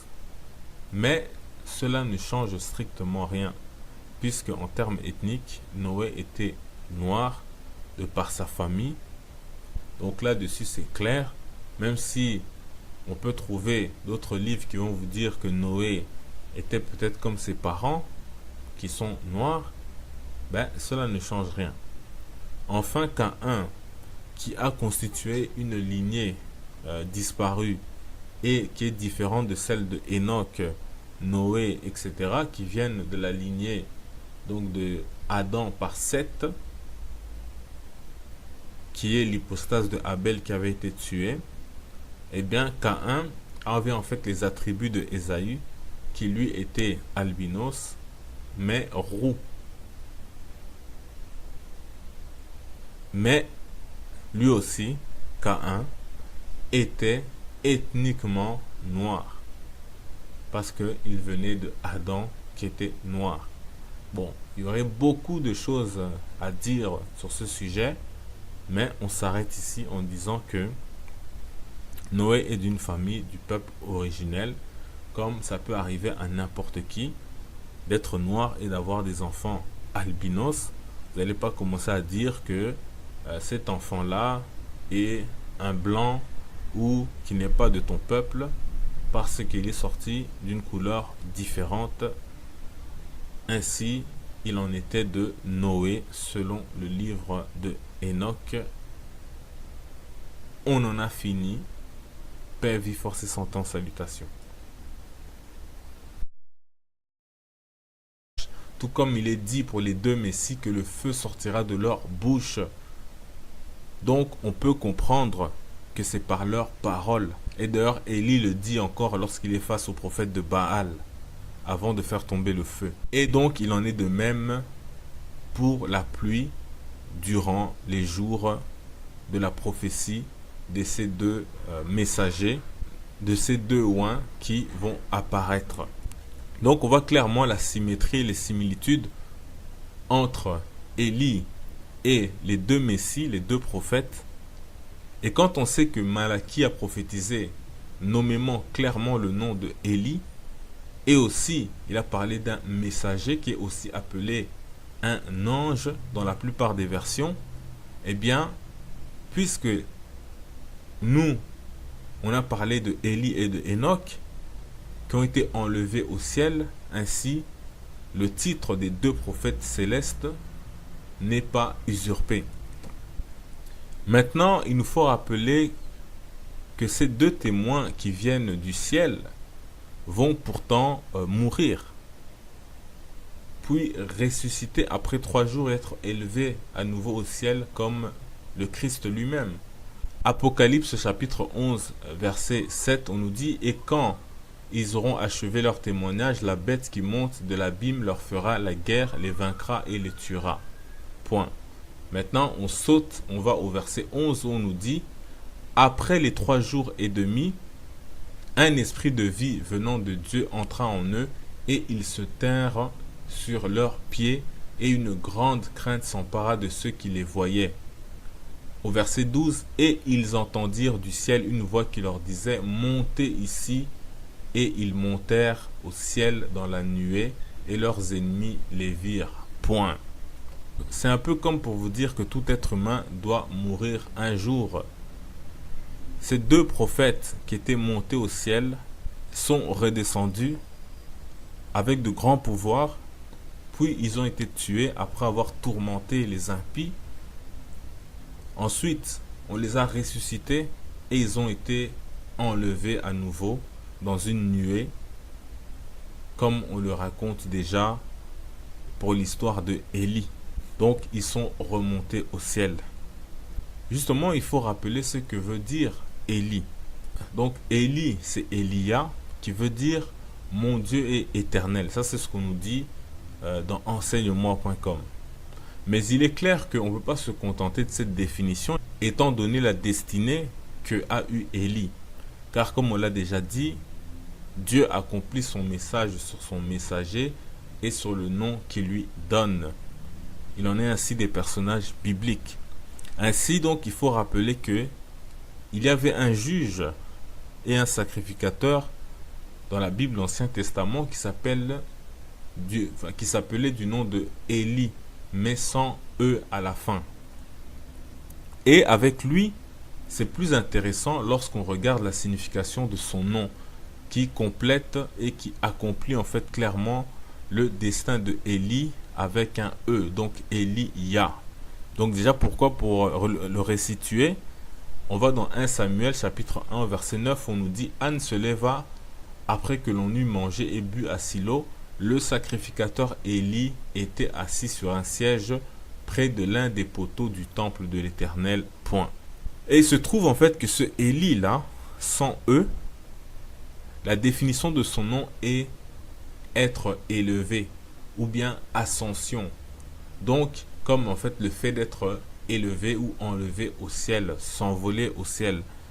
Comme par exemple la fête de l'ascension des chrétiens qui célèbre le jour qui est dédié à l'élévation au ciel du Christ. Donc, événement qui est d'ailleurs mentionné même dans le Coran. Wikipédia nous dit que Élie sans E veut dire monter. Ainsi, donc cela nous laisse à méditer sur le fait que Élie avec E, qui donne en hébreu Elia, et qu'on traduit par mon Dieu et l'Éternel, ne rend pas pleinement compte de la destinée du prophète Élie avec E, car la différence entre Élie sans E et Élie avec E est que pour le second, on ajoute Ya. Donc, en hébreu, Élie sans E égale Élie monté, et Élie avec E, donc Elia, ou en arabe Elias, le Ya qui veut dire Dieu ou éternel. Ainsi, Élie, sans E, veut dire monter ou ascension, voire élévation. Alors Élie avec E peut vouloir dire montée, ascension ou élévation de Dieu, dans le sens de élévation par Dieu ou élévation vers Dieu.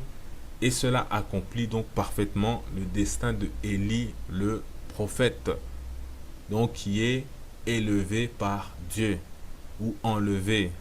Dans ce cas-là, le Élie sans E, lui, son élévation sans Dieu, donc sans le E, est dû au fait qu'il est un souverain sacrificateur. Donc c'est un lévite, descendant de Aaron. Aaron, qui on le rappelle, veut dire haut placé ou qui a une position élevée, un haut rang.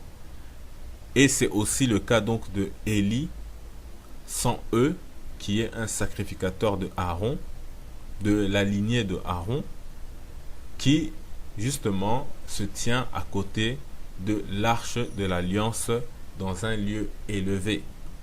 Maintenant qu'on a dit tout cela, on peut dire que Élie avec eux, donc Élia, qui a été élevé, rend pleinement compte en fait de son nom et se rapporte bien à tous ces récits qu'on a mentionnés.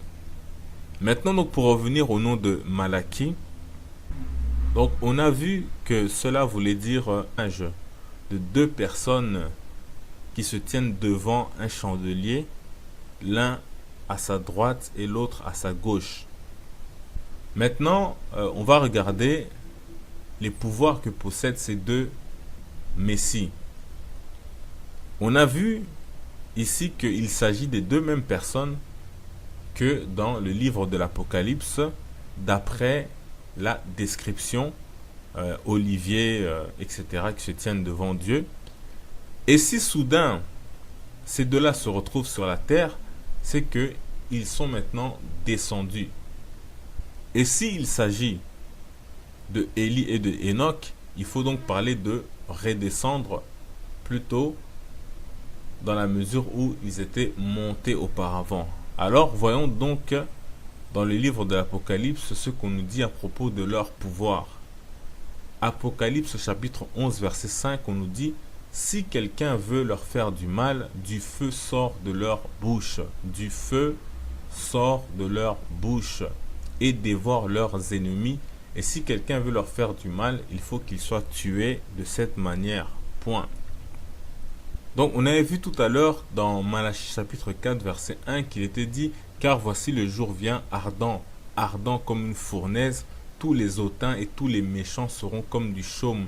Le jour qui vient les embrasera, dit l'Éternel des armées, il ne leur laissera ni racine ni rameau.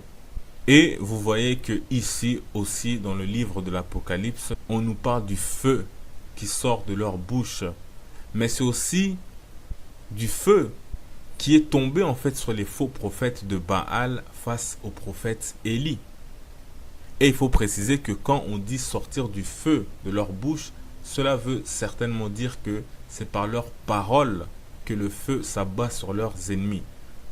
1 Roi chapitre 18 versets 36 à 40, on nous dit: au moment de la présentation de l'offrande, Élie le prophète s'avança et dit: Éternel Dieu d'Abraham, d'Isaac et d'Israël, écoutez bien, Dieu d'Abraham, d'Isaac et d'Israël, que l'on sache aujourd'hui que tu es Dieu en Israël, que je suis ton serviteur et que j'ai fait toutes choses par ta parole et que je fais toutes ces choses par ta parole.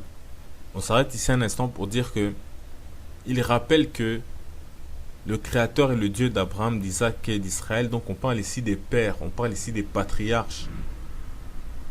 Parce qu'à cette époque-là, le peuple avait oublié, parce que le roi s'était tourné vers le faux dieu Baal.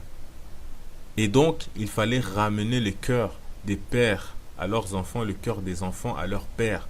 D'où l'idée de citer Abraham, Isaac et Israël. Ensuite, on continue au verset 37.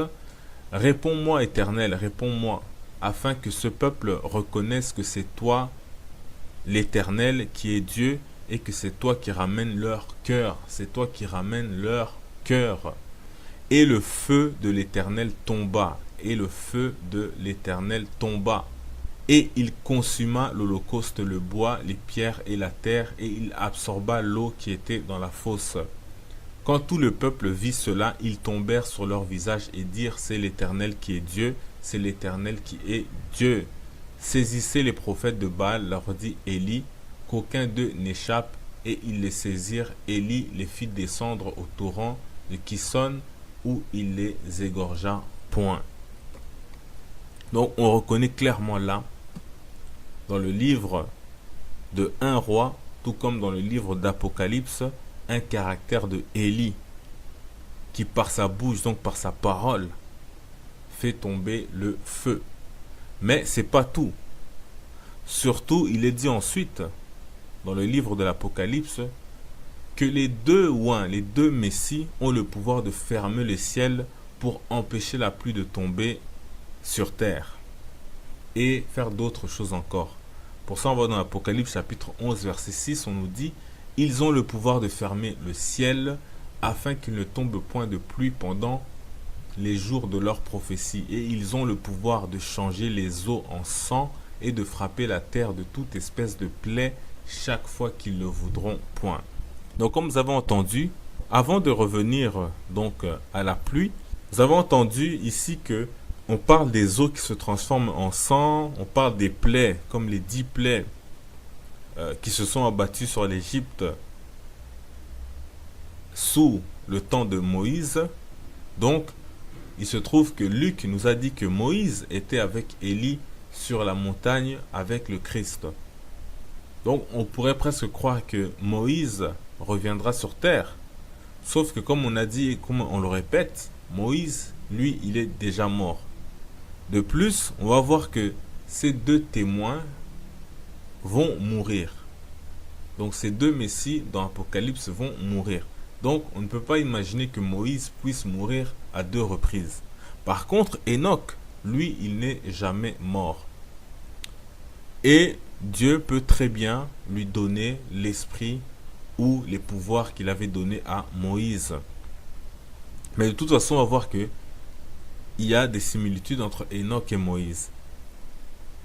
Maintenant, revenons donc au pouvoir de fermer le ciel, donc d'empêcher la pluie de tomber sur la terre. Cela est clairement un autre attribut de Élie.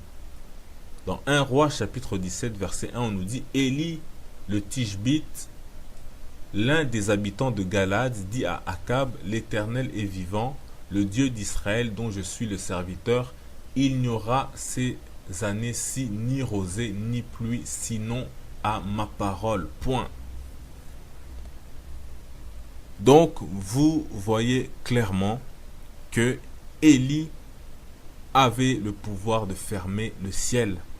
Et ici, on précise clairement que c'est par sa parole, donc par sa bouche, puisqu'on nous rappelle à chaque fois que cela se rapporte aussi à Ésaïe, chapitre 40, au verset 3 qui dit « Une voix crie, préparez au désert le chemin de l'Éternel, aplanissez dans les lieux arides une route pour notre Dieu. » Point.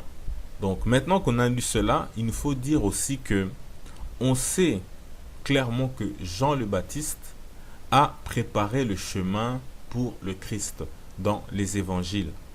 Mais il ne faut pas oublier que c'est aussi le prophète Malachie qui a prophétisé la chose suivante, qui dit dans Malachie chapitre 4 verset 5, « Voici, je vous enverrai Élie, le prophète, avant que le jour de l'Éternel n'arrive, ce jour grand et redoutable. » Point.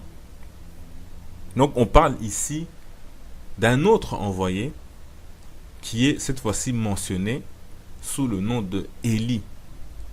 Et à propos de cet envoyé, le Christ nous dit dans Matthieu chapitre 11, versets 13 à 14, « Car tous les prophètes et la loi ont prophétisé jusqu'à Jean, et si vous voulez le comprendre, c'est lui qui est l'Élie qui devait venir. » Point.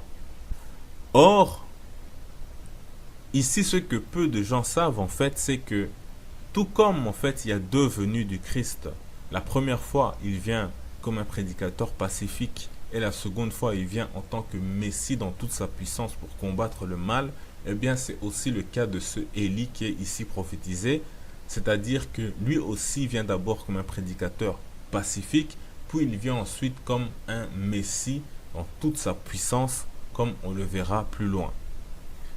D'ailleurs, si on lit bien le contexte du livre de Malachie, on constate que ce Élie vient dans les jours qui précèdent le jugement des nations, ce qui n'était pas le cas de Jean-Baptiste. Malachie chapitre 4 verset 1 à 3, on nous dit: car voici le jour vient ardent comme une fournaise, tous les hautains et tous les méchants seront comme du chaume, le jour qui vient les embrasera. Donc les embrasera, donc on parle de l'action du feu, d'embraser.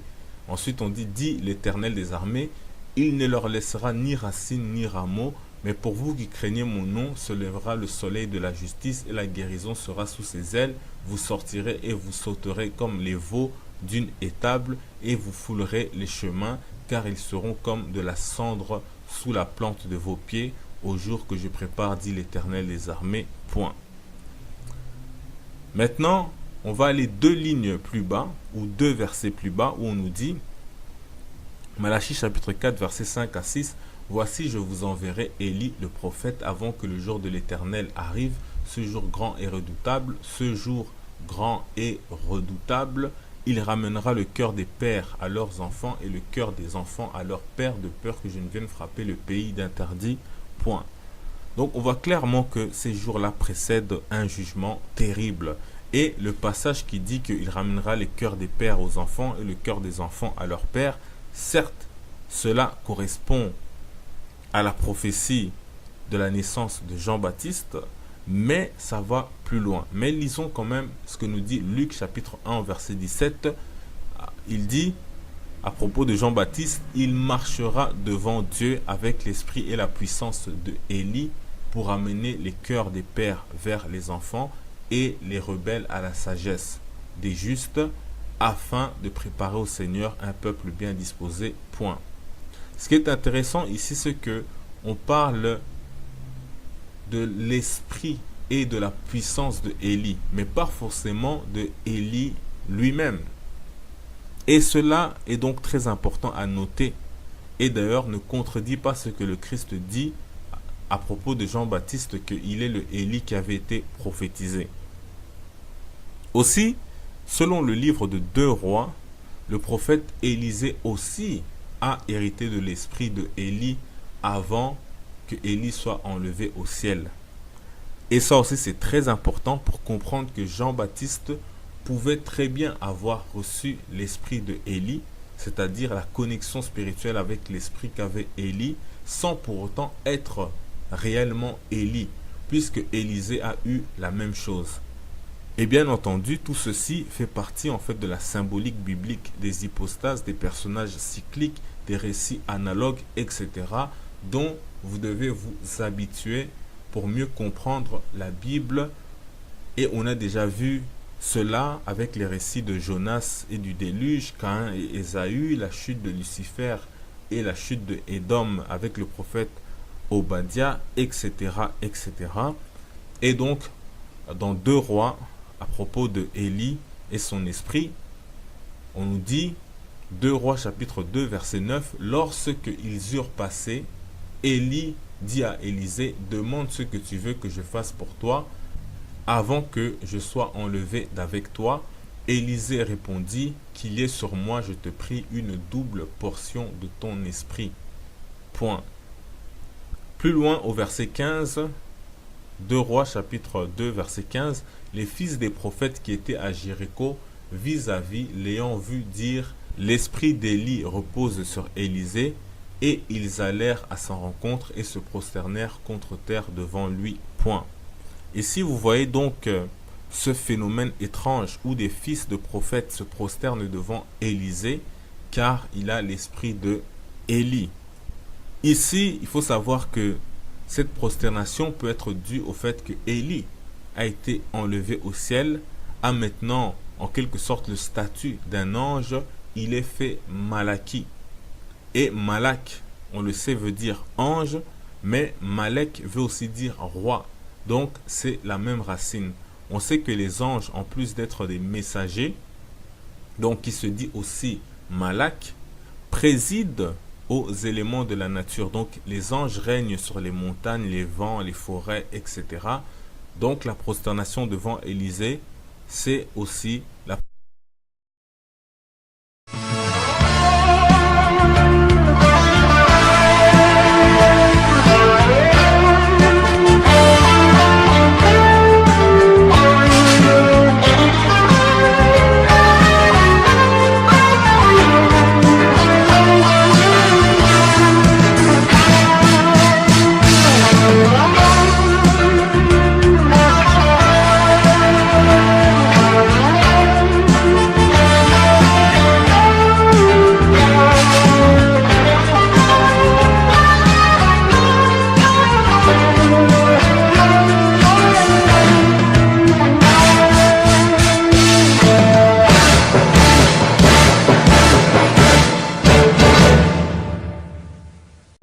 louange au Créateur de l'univers, salutations de paix, de vie, de force et de santé à tous. Dans cette vidéo, on va poursuivre notre série sur les noms des 12 prophètes de l'Ancien Testament et aujourd'hui, on va parler du livre du prophète Malachi ou Malaki qui est le 12e des entre guillemets petits prophètes de l'Ancien Testament. On tient à préciser tout de suite qu'on ne va pas entrer très en profondeur sur le contenu même du livre, mais essayer d'aborder l'essentiel du message que renferme le nom du livre de Malaki. Parce que autrement ce serait trop long, déjà qu'il y a beaucoup à dire juste sur le nom de ce livre. Pour rappel, chaque nom biblique a un sens symbolique. Donc, c'est une métaphore. Et de surcroît, chaque nom de livre des prophètes désigne le message principal qui est délivré. Mais pour le saisir au mieux, il faut être assez familiarisé avec les Écritures. Et plus encore pour ce qui concerne le livre de Malaki que pour l'ensemble des autres livres.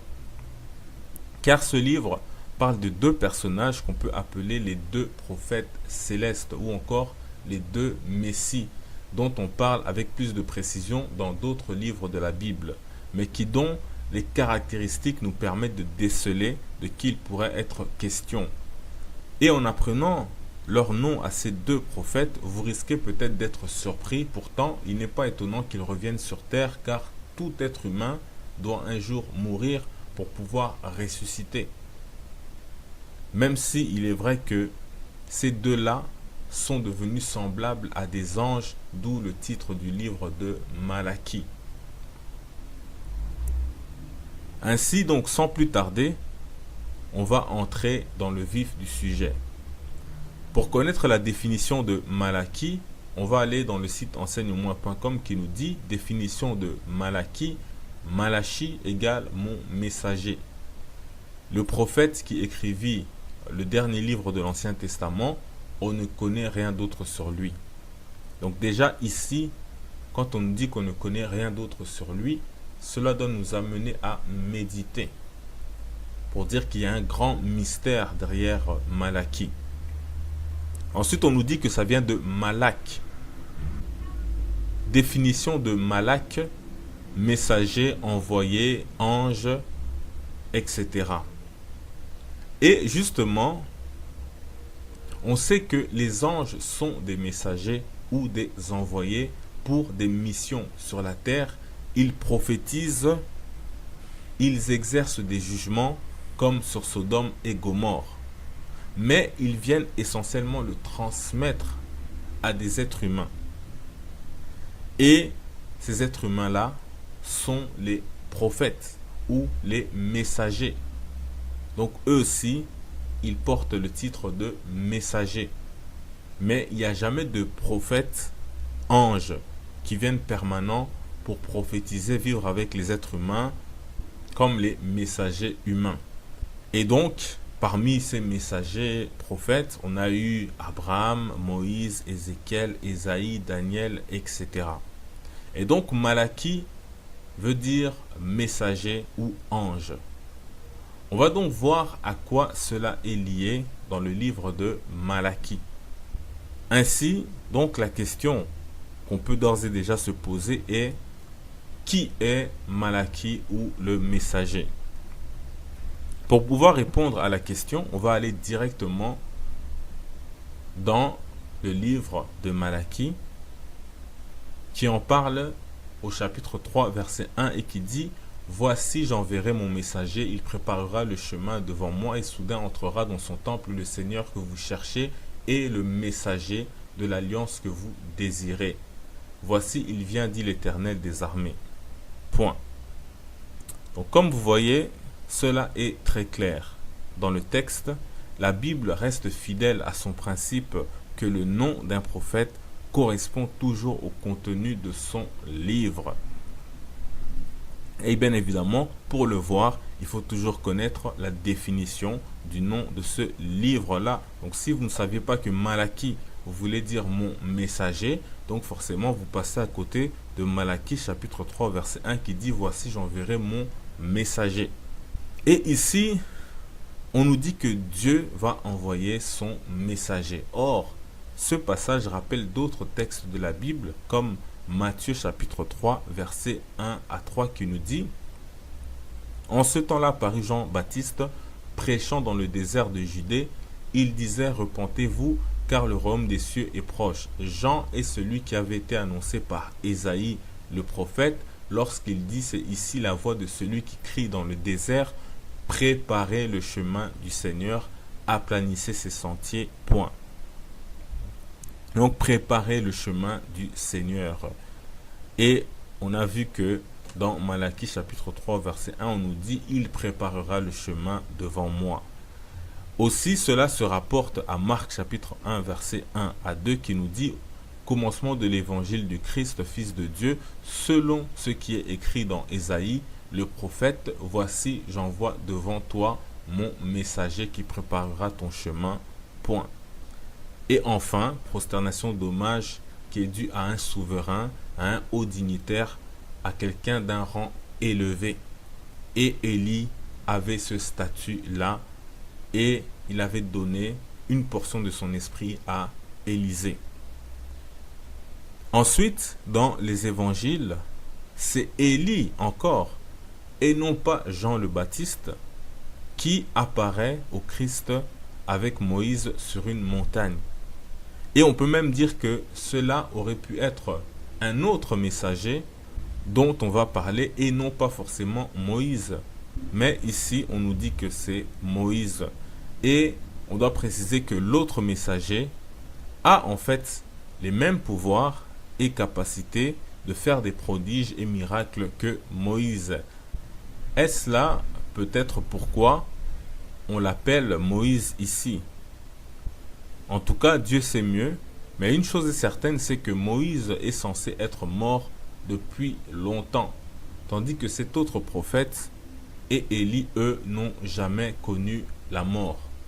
Luc chapitre 9, verset 30 nous dit: Et voici, deux hommes s'entretenaient avec lui. C'était Moïse et Élie. Point. Il est important de savoir que ici, Jean-Baptiste est déjà mort. Et voilà que Élie apparaît au Christ comme si les évangiles voulaient marquer en fait la différence entre lui et Jean-Baptiste. Aussi, comme on vient de le lire, Luc dit d'abord que c'était deux hommes. Ensuite, il dit qu'il s'agissait de Moïse et Élie. Mais comme on a dit, il y a un homme mystérieux qui apparaît dans la Bible et qui a les pouvoirs prophétiques de Moïse.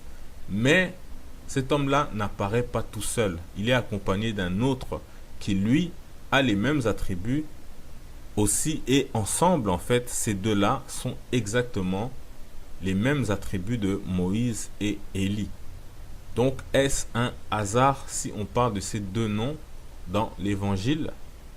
Alors que Dieu sait mieux si ici on parle en fait plutôt de ces deux hommes-là qui vont apparaître plus tard, vers la fin des temps, et que l'on peut appeler les deux prophètes célestes, car ils viennent du ciel. Mais pour bien parler d'eux, il faut rappeler que dans la Bible, il y a donc deux hommes, deux prophètes, qui n'ont jamais connu la mort, car ils ont été enlevés au ciel, tandis que Moïse, comme on le sait, a bien connu la mort.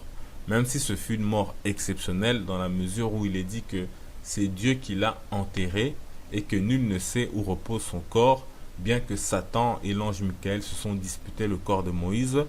Par contre, les deux prophètes qui ne sont jamais morts sont, comme on l'a vu, l'un d'entre eux est le prophète Élie et l'autre, il s'agit du prophète Enoch. Genèse chapitre 5 verset 24, on nous dit: Enoch marcha avec Dieu, puis il ne fut plus parce que Dieu le prit. Point. Et la version Bible Parole de vie nous dit: il suit le chemin de Dieu pendant toute sa vie, puis il disparaît. En effet, Dieu l'enlève auprès de lui. Point. 2 Rois chapitre 2 verset 1 nous dit cette fois-ci à propos de Élie: lorsque l'Éternel fit monter Élie au ciel dans un tourbillon, Élie partait de Gilgal avec Élisée. Point. Donc on voit que Élie et Enoch ont été enlevés au ciel par Dieu. Or dans le livre de l'Apocalypse, on nous parle de deux prophètes mystérieux. Il s'agit de ces deux prophètes qu'on appelle tantôt les deux témoins, les chandeliers, les deux oliviers ou même les deux messies, et qui seront donc envoyés par Dieu. Pour ça, on va dans Apocalypse chapitre 11 verset 3 à 4 qui nous dit: je donnerai à mes deux témoins le pouvoir de prophétiser, revêtus de sacs pendant 1260 jours. Ce sont les deux oliviers et les deux chandeliers qui se tiennent devant le Seigneur de la terre. Point. Donc vous avez entendu, on parle de deux prophètes puisqu'ils vont prophétiser. C'est ainsi, entre autres, pourquoi on disait que le prophète Muhammad n'est pas le dernier des prophètes et rien ne le justifie clairement, comme on l'a vu dans le Coran et encore moins dans la Bible. Ensuite, on nous dit ici que ces deux prophètes se tiennent devant le Seigneur. Or, on nous a dit que Élie et Enoch sont montés au ciel, et pendant que la vie sur terre continuait et où les hommes arrivent difficilement à vivre plus de 100 ans, eux ont vécu des siècles et des siècles, voire des millénaires, sans mourir comme les anges. Donc, ils ont été faits malakis. Ils se tiennent devant le Seigneur comme les anges, que ce soit dans la Bible ou dans le Coran. Donc, on peut imaginer comment, dans la symbolique, eux aussi se tiennent devant le Seigneur. Et on les appelle les deux témoins. Et donc, pourquoi ce titre de témoin? Donc, il y a de quoi méditer là-dessus. Aussi, ils sont appelés les deux messies ou les deux oins, dont on parle déjà d'eux dans le livre de Zacharie. Chapitre 4, versets 11 à 14, qui nous dit: je pris la parole et je lui dis: que signifient ces deux oliviers à la droite du chandelier et à sa gauche? À la droite du chandelier et à sa gauche. Je pris une seconde fois la parole et je lui dis: que signifient les deux rameaux d'olivier qui sont près des deux conduits d'or d'où découle l'or? Il me répondit: ne sais-tu pas ce qu'ils signifient? Je dis: non, mon Seigneur. Et il dit: ce sont les deux oins.